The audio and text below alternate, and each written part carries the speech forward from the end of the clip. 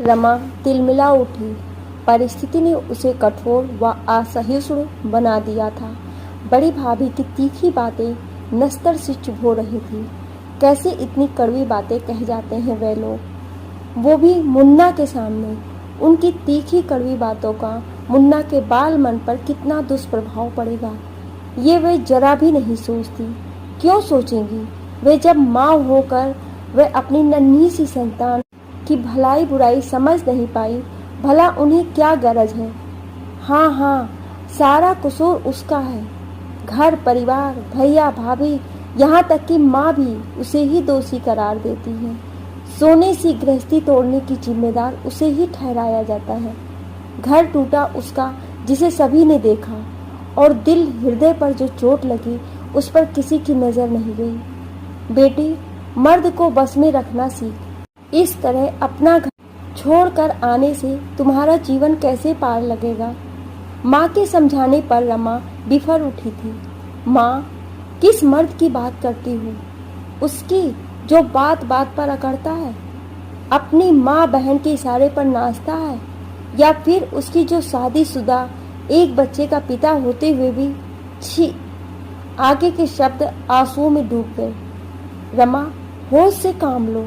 अब तुम अकेले नहीं हो, एक नन्ही सी जान है तुम्हारे साथ। माँ ने धीरे से कहा।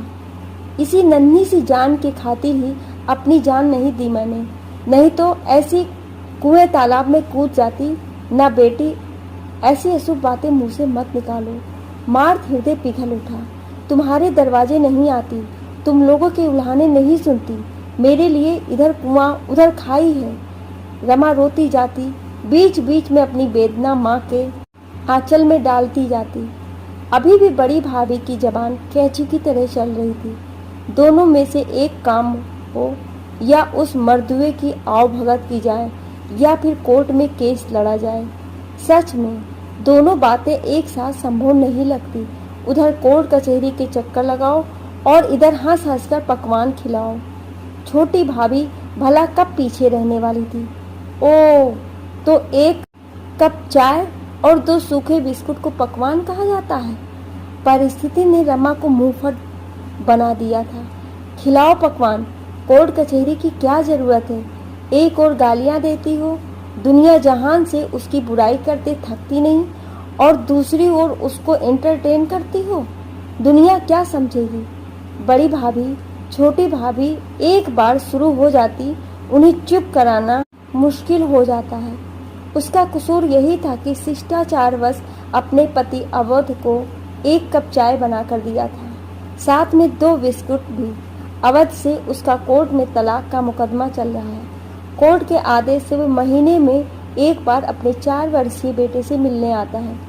उसे घूमता फिराता और तय समय पर वापस पहुंचा जाता। वैसे भी दुखी हृदय, कमजोर काया, दुर्बल पक्ष लेकर कब तक बहस की जा सकती है। रमा रोने लगी। हैरान परेशान मुन्ना कभी बिलखती माँ को देखता, कभी रण चंडिका बनी दोनों मामियों को वह किसका पक्ष ले। झगड़ा अक्सर उसे ही लेकर होता। इस तथ्य को वह समझने लगा है, लेकिन क्यों इसे समझ नहीं पाता। इस घर में और भी बच्चे रहते हैं, लड़ते हैं, झगड़ते हैं, खाते हैं, खेलते हैं, स्कूल पढ़ने जाते हैं उसी की तरह, लेकिन किसी को लेकर ऐसी लड़ाई नहीं होती। ना हाय तौबा, किसी की मम्मी उसकी मम्मी की तरह नहीं बिसुरती रहती। मामियाँ रेशमी साड़ियों में बन संवर कर अपने पति बच्चों के साथ सैर सपाटे पर जाती हैं, हंसती खिलखिलाती। एक उसकी मम्मी है, बदरंग कपड़ों, सूखे होठ, उलझे बाल, किचन में रहेगी या पीछे बालकनी में उदास खड़ी आंखें पोंछती रहेगी। 30 वर्ष की युवा अवस्था में 60 वर्ष की गंभीरता ओढ़े मम्मी नानी के पास बैठेगी। उनकी खुसुर खुसुर मुन्ने के समझ में नहीं आती। कुछ रोने धोने की ही बात होगी, तभी मम्मी का गला रूंधा रहता है, आवाज फंसी फंसी निकलती है। नानी भी एक ही टॉपिक से उबी हुई प्रतीत होती है, सो मुन्ने को झिड़क देती है, जा बाहर खेल। जब देखो माँ से चिपका रहता है। कहाँ जाएगा माँ, इसे कोई साथ नहीं खिलाता। मम्मी तुनक जाती, ढंग से खेलेगा सभी खिलाएंगे। नानी उकताई हुई सी बोली, माँ तुम क्यों नहीं समझती? बच्चे इसके साथ सौतेला व्यवहार करते हैं, बिना कारण मुन्ने से झगड़ते हैं, मारते व चिढ़ाते हैं। रमा का दबा आक्रोश मुखर हो गया। नानी चुप रही।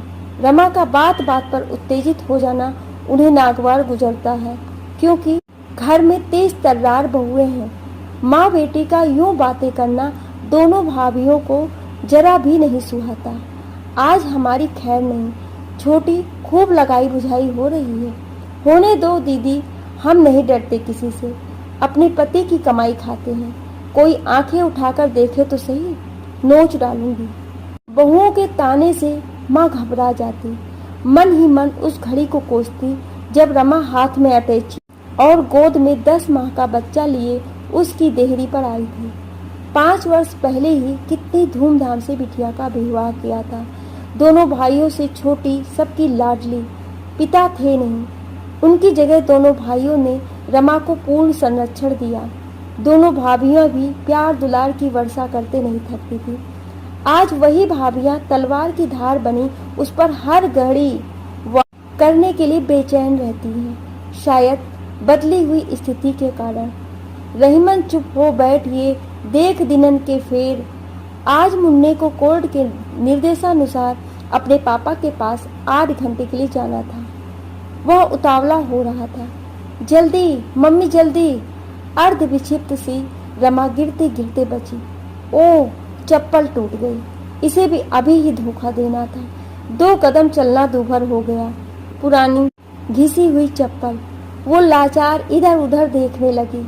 मम्मी जल्दी चलो, पापा आ गए होंगे। उसकी मनोस्थिति से अनजान मुन्ने की बेसब्री बढ़ती जा रही थी। मैं क्या करूं? तेरी जान को रोऊं? जब देखो सिर पर सवार रहता है।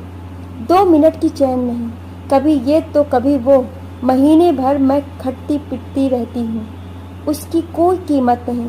तेरे पापा को क्या, महीने में 1 दिन लाड़ चाव लगाना रहता है और तू उन्हीं का माला जपता रहता है। सबकी नजरों में मैं खटकती हूँ।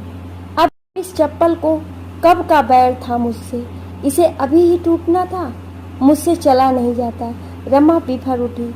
मुन्ना सहम गया। उसने माँ की पाँव की ओर देखा। सच्ची मम्मी इन टूटी चप्पलों में कैसे चलेंगी? चप्पल मम्मी के गोरे पैरों का सहारा भर थी, वरना वह कब की घिस चुकी थी।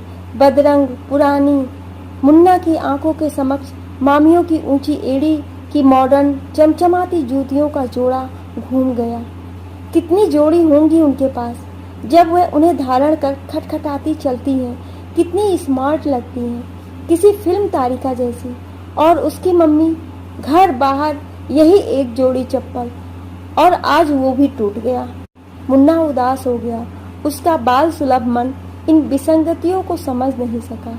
रमा किसी प्रकार अपना पैर संभाल संभाल कर मंजिल तक पहुंची। सामने खड़े अवध उसे एकटक देख रहे थे। नजरें मिलते ही उन्होंने आंखें झुका ली। कितने स्मार्ट लग रहे हैं अवध, लगता है नया सूट सिलवाया है। रॉयल ब्लू पर लाल टाई, कार भी नई खरीदी है। अरे वाह, क्षण भर के लिए ही सही। उसकी आंखें चमक उठी। मुन्ना पापा को देखते ही दौड़ पड़ा। Bye mummy, bye. पापा, नई गाड़ी किसकी है? पापा को पाकर मुन्ना सारे जग को भूल जाता है, शायद माँ को भी। तुम्हारी है? तुम्हें कार की सवारी पसंद है ना? सच्ची? मेरे लिए? मेरी है? उसे विश्वास नहीं हो रहा था। पिछले सप्ताह वह मामा के कार में ताक झांक कर रहा था। उसे मामा के बेटे ने हाथ पकड़कर ढकेल दिया था। मैं भी गाड़ी में बैठूंगा। मुन्ने का मन कार से निकलने का नहीं कर रहा था। मामा का बेटा उसे परास्त करने का तरीका सोच ही रहा था।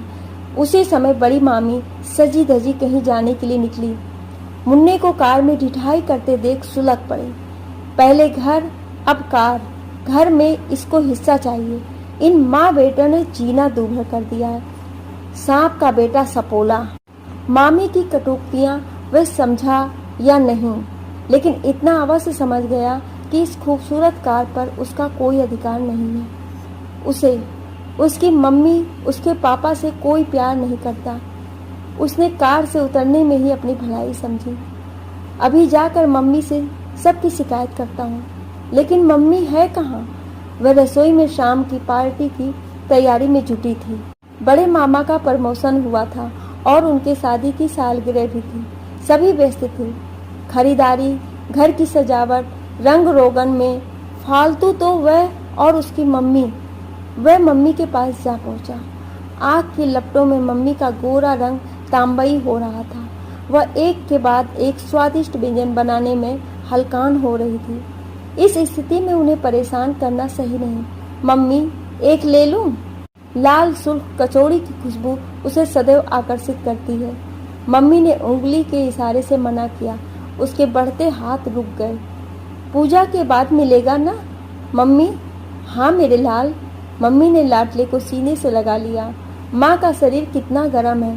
सीने में उबलते हुए जज्बात चक्षु से भाप बन निकलने लगे। मेरा राजा बेटा, अपना होमवर्क करो, मैं थोड़ी देर में आती हूँ। वो जानता है मम्मी रात्रि के 12 बजे से पहले नहीं आने वाली, तब तक वो दुबक कर सो जाएगा। मम्मी पार्टी समाप्त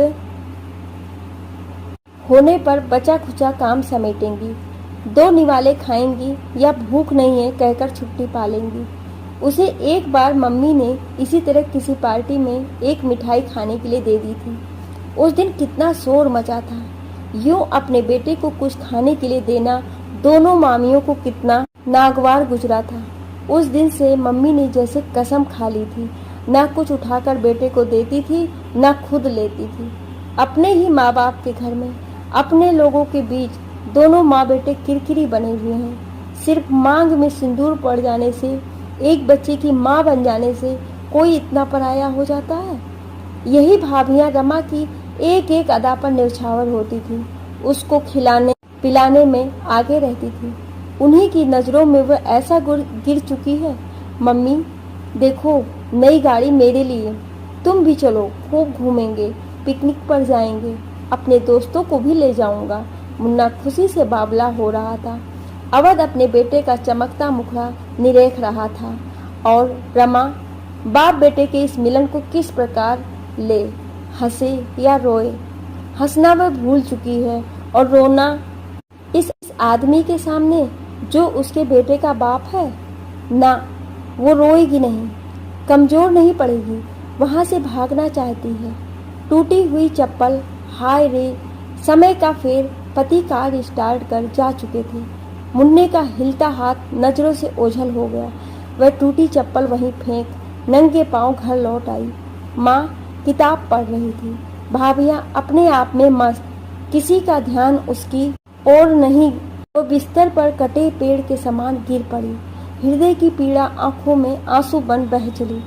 बचपन से लेकर आज तक की घटनाएं कर्मवार याद आने लगी। रमा के पिता व्यापारी थे, अच्छा खाता पीता परिवार। दोनों भाइयों से छोटी रमा सबकी लाडली, सुंदर, संस्कारी। पिता के बाद भाइयों ने कारोबार संभाल लिया। भाभियां उस पर दिलो जान छिड़कती। भाई बहन का प्यार देख माँ फूली नहीं समाती। रमा रूपवती मिलनसार लड़की थी, लेकिन माँ के अत्यधिक लाड़ प्यार, भाइयों के संरक्षण, भाभियों का दोस्ताना व्यवहार ने उसे कुछ ज्यादा ही भावुक बना दिया था। निर्णय लेने की क्षमता का उसमें विकास नहीं हो पाया था। आगा पीछा नहीं जानती थी। शायद यही सब उसके सर्वनाश का कारण बना और इसी सब ने उसे आज इस विकट स्थिति में खड़ा कर दिया। रमा बड़ी हो गई है, उसके लिए वर ढूंढने की जिम्मेदारी तुम दोनों भाइयों की और विवाह की तैयारी तुम दोनों भाभियों की। माँ रमा के ब्याह के लिए चिंतित थी। भाइयों ने इसे गंभीरता से लिया और उसी दिन से शुरू हुआ उचित वर, घर की तलाश। घर वर दोनों मनोनुकूल मिलना आसान नहीं। कहीं लड़का योग तो घर कमजोर, कहीं घर समृद्ध लेकिन वर रमा के योग्य नहीं। इसी बीच गांव घर की बुआ अवध का रिश्ता लेकर आई। वे कभी अवध के रूप गुण का बखान करती, कभी उसके ऊंचे खानदान व धन दौलत का। रमा छिप छिप कर सुनती, अपने भावी जीवन की कल्पना में डूबती उतराती रहती। रिश्ता पक्का हो गया। विवाह धूमधाम से संपन्न हुआ। लेन देन में कोई कमी नहीं, वर पक्ष से कोई दबाव भी नहीं था। अवध के परिवार वालों को रमा भी भा गई। परिवार पसंद आ गया था। शुरू में सब कुछ ठीक ठाक रहा। अवध रमा पर जान छिड़कता था। मायके की तरह रमा ससुराल में भी सबकी लाडली बनी हुई थी। गर्भ में मुन्ना के आते ही अवध खुशी से झूम उठा। सास ससुर देवर ननद ने रमा की बलैया ली। देखने वाले दंग। इतने वर्षों पश्चात घर में पहला बच्चा। रमा को सभी हथेली पर रखते। बहू ये ना करो वो ना करो। सासू माँ लाड़ लगाती, लो बहू तुम्हारे लिए। ससुर का हाथ फल मेवे अन्य पौष्टिक पदार्थों से भरा रहता और अवध व बाबला रमा को पल भर के लिए भी आंखों से ओझल नहीं होने देना चाहता था। दफ्तर से बार बार फोन करता, रोज बालों के लिए गजरा उपहार लाता। गोल मटोल शिशुओं की तस्वीरों से कमरा जगमगा उठा। माँ व भाई रमा को लाने गए। सास ससुर ने हाथ जोड़ लिए। बेटी का सुख मान सम्मान देख माँ व भाई गदगद हो उठे। माँ व भाई चाहते थे कि बच्चा मायके में हो। वहीं सास ससुर पति पल भर के लिए बहू को आंखों से ओझल नहीं होने देना चाहते थे। रमा दोनों पक्षों के दांवपेच पर मुस्कुरा उठती। रमा ने स्वस्थ सुंदर बेटे को जन्म दिया। बड़ी धूमधाम से जन्मोत्सव मनाया गया। माँ बनकर रमा निहाल हो उठी। जब देखो मुन्ने को छाती से चिपकाए रहती। घर भर का खिलौना मुन्ना अपने बाल सुलभ अदाओं से सबका मन मोह लेता। रमा, बड़ा होकर मुन्ना मेरी तरह इंजीनियर बनेगा। अवध की आंखें चमकने लगती। नहीं, मैं इसे डॉक्टरी पढ़ाऊंगी, लोगों की सेवा करेगा। रमा हंस पड़ती, ना डॉक्टर ना इंजीनियर, ये मेरी तरह बैरिस्टर बनेगा। दादाजी कब पीछे रहने वाले थे? कहीं नाना जैसा व्यापारी बना तो? नानी बीच में टपक पड़ती। सभी हो कर हंसने लगते। हर्षोल्लास से लबालब थे मायके और ससुराल। किसकी नजर लग गई आज उसी मुन्ने की जनने की सुध किसी को नहीं। आखिर इसके पीछे कारण क्या है? मुन्ने के जन्म के बाद तीसरे महीने ही दिवाली का त्योहार और उस मनहूस दिवाली ने रमा व उसके मुन्ने की जीवन धारा पलट कर रख दी थी। उस दिन घर बाहर खूब रंग रोशन हुआ था। नाना प्रकार के पकवान, मिठाइयाँ, मेवे, उपहारों का ढेर लग गया था। रेशमी साड़ी और कीमती आभूषणों से लदी फदी रमा पति का बेसब्री से इंतजार कर रही थी। अवध देर से लौटे, साथ में एक सुंदर युवती थी। रमा, ये मेरी कॉलेज की सहपाठी दीवा है। रमा ने हाथ जोड़ लिए। नमस्ते। दीवा ने चुपती नजर रमा पर डाली। कहाँ ढूंढ इतनी खूबसूरत पत्नी? अरे तुमसे कम ही। अवध की मजाकिया स्वभाव था, किंतु रमा झेप गई। अवध के इस बेतुके मजाक ने सीधे उसके दिल को टीस दी। दीवा जितनी देर रही अवध से चिपकी रही। सुंदर वह थी ही, उसकी दिलकश अदाएं, बात करने का अंदाज, बेवजह खिलखिलाना रमा को जरा भी नहीं सुहाया। दीवा पूजन, हंसी मजाक, शोर शराबा, ओजल पानी करते करते आधी रात बीत गई। अब मैं चलूंगी, दीवा बोली थी। चलो मैं तुम्हें छोड़ आता हूँ। अवध की आंखों की चमक रमा आज तक भूल नहीं पाई है। अगर वह पुरुष मनोविज्ञान की ज्ञाता होती तो कभी भी अपने पति को उस मायावी के संग न भेजती। पति जब तक घर लौटे वह मुन्ने को सीने से चिपकाए सो गई थी। फिर तो अवध रमा और मुन्ने की ओर से उदासीन होता चला गया। उसकी शाम दीवा के साथ बीतने लगी। पत्नी से उसकी औपचारिक बातचीत ही होती। मुन्ने में भी खास दिलचस्पी नहीं रह गई थी उसकी। भोली रमा पति के इस परिवर्तन को भांप नहीं पाई। दिन रात मुन्ने में खोई रहती। वह मुन्ने को कलेजे से लगाए सुख स्वप्न में खोई थी। एक दिन उसकी सहेली ने फोन पर जानकारी दी, आजकल तुम्हारे मियाँ जी बहुत उड़ रहे हैं। क्या मतलब? अब इतनी अनजान न बनो। तुम्हारे अवध का दीवा के साथ क्या चक्कर चल रहा है, तुम्हें मालूम नहीं? कैसी पत्नी हो तुम? दोनों स्कूटर पर साथ साथ घूमते हैं, सिनेमा व होटल जाते हैं और तुम पूछती हो क्या मतलब? सहेली ने स्पष्ट किया। देख, मुझे झूठी सच्ची कहानियां ना सुना। वो अवध के साथ पढ़ती थी। रमा चीख उठी। पढ़ती थी ना, अब अवध के साथ क्या गुल खिला रही है? मुझ पर विश्वास नहीं है, पूछ कर देख ले। फिर ना कहना मुझे आगाह नहीं किया। तुम इन मर्दों को नहीं जानती, लगाम खींच कर रख वरना पछताएगी। सहेली ने फोन रख दिया। अब रमा का दिल किसी काम में नहीं लग रहा था। मुन्ना भी आज उसे बहला नहीं सका। वह छटपटा उठी। सहेली की बात किससे कहे, माँ जी से, पिताजी से? ना, उसकी हिम्मत जवाब दे गई। वह सीधे अपने पति से ही बात करेगी। अवध ऐसा नहीं है। अवध सदा से ही अपने रख रखाव, पहनावे का विशेष ध्यान रखते थे। इधर कुछ ज्यादा ही सजग सचेत रहने लगे हैं। हरदम खिले खिले, प्रसन्न, अपने आप में मग्न। घर में पांव टिकते नहीं थे। भूल कर भी रमा को कहीं साथ घुमाने नहीं ले गए। मुन्ना एक अच्छा बहाना था। रमा को कोई शिकवा भी नहीं था। वह अपनी छोटी सी दुनिया में मस्त थी, जहाँ उसका प्यारा पति एवं जिगर का टुकड़ा मुन्ना था। वहीं उसकी खुशियों में उसकी सहेली ने सेंध मारी की थी। वह बेसब्री से अवध की राह देखने लगी। रात गए अवध लौटा, गुनगुनाता, सीटी बजाता, बिल्कुल आशिकाने मूड में।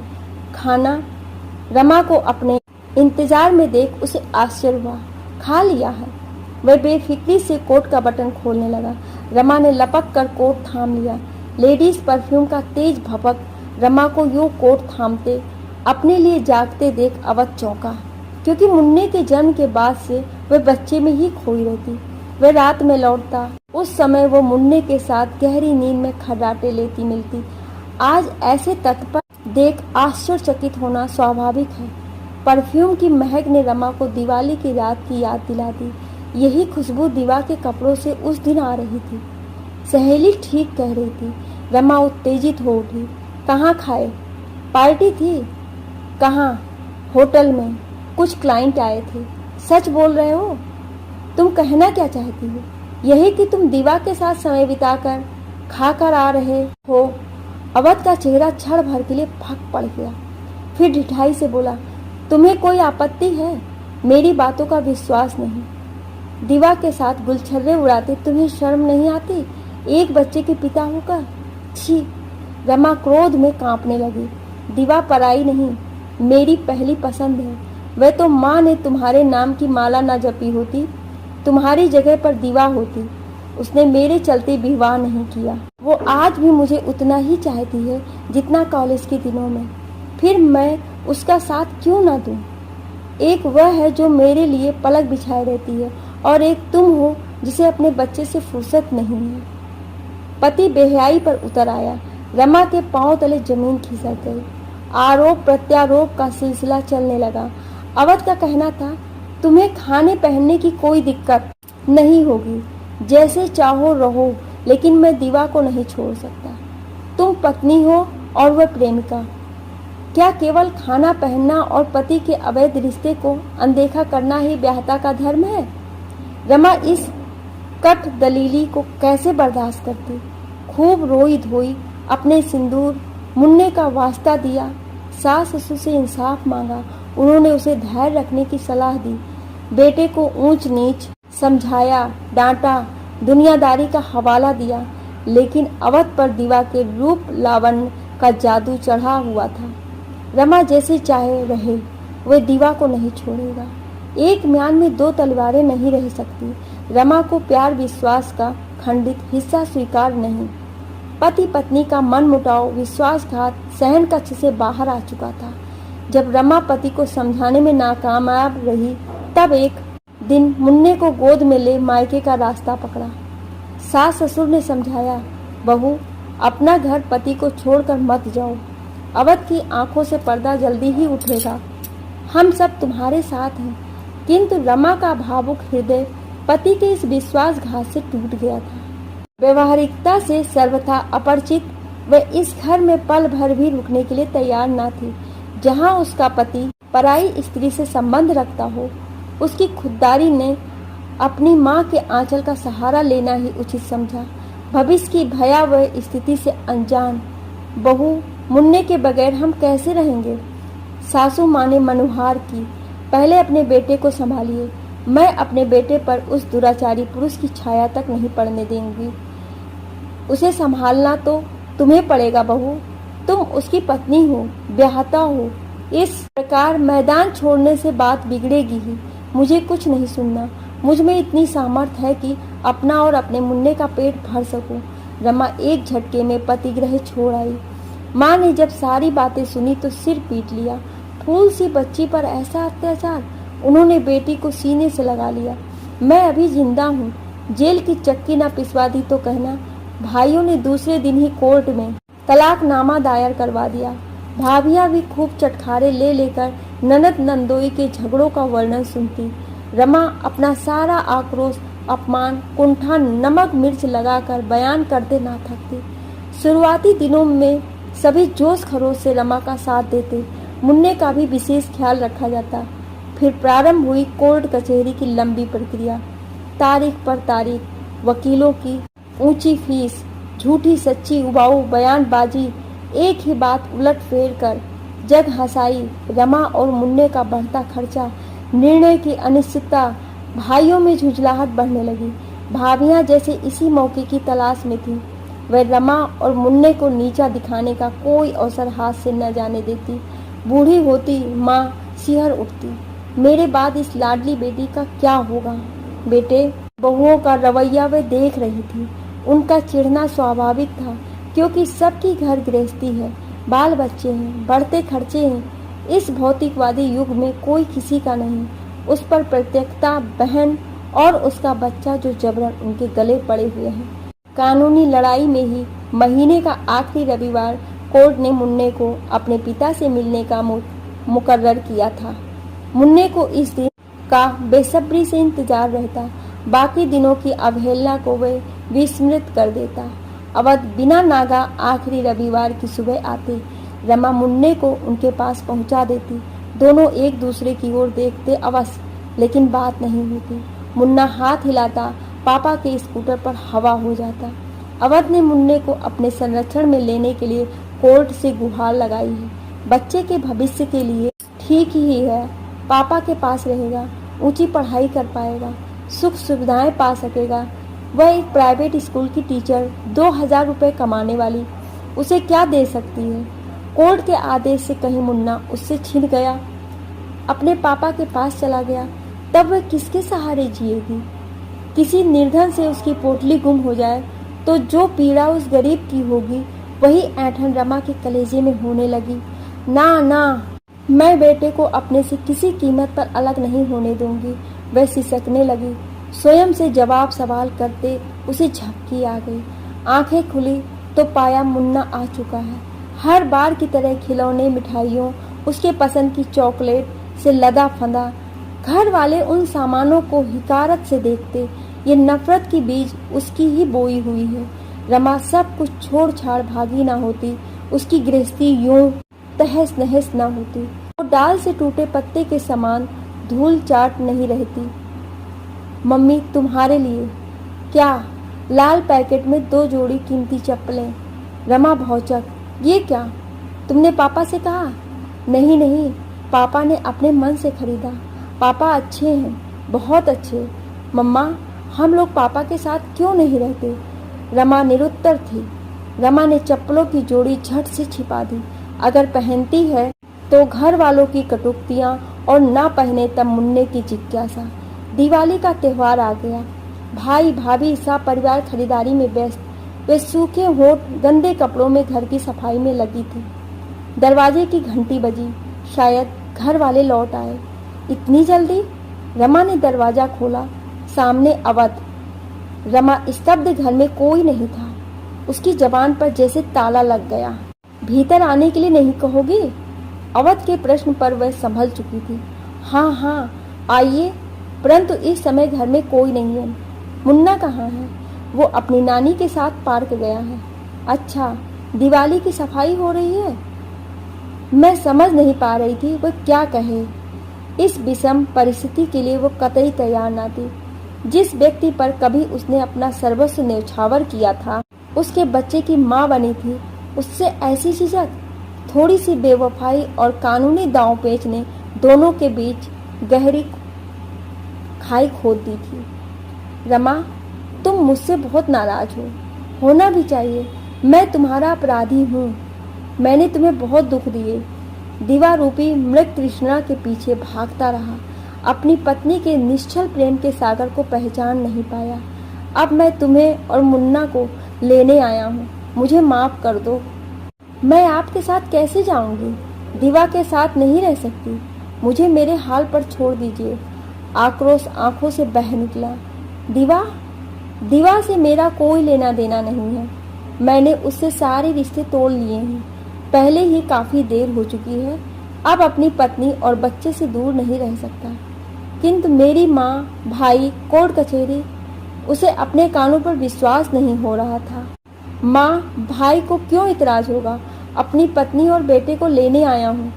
और रहा कोर्ट कचहरी, लो तुम्हारे सामने ही सारे कागजात फाड़ फेंकता हूँ। जब मियाँ बीबी राजी तो क्या करेगा काजी। पर मैं कैसे विश्वास करूँ? विश्वास तुमको करना ही पड़ेगा। भरोसा एवं प्यार पर ही दाम्पत्य की नींव टिकी होती है। तुमने मुझ पर पहले अपना अधिकार जता, बाहों का सहारा दे अपने पास खींच लिया होता तो मैं दीवा में अपनी खुशियाँ नहीं तलाशता। सच है कि मैं भटक गया था, किंतु ये ना भूलो, भटका हुआ मुसाफिर भी कभी न कभी सही राह पा लेता है। अवध ने अपनी बाहें फैला दी। परिस्थितियों की मार से आहत रमा इस अप्रत्याशित घटनाक्रम से अचंभित अपने पति के हृदय से जा लगी।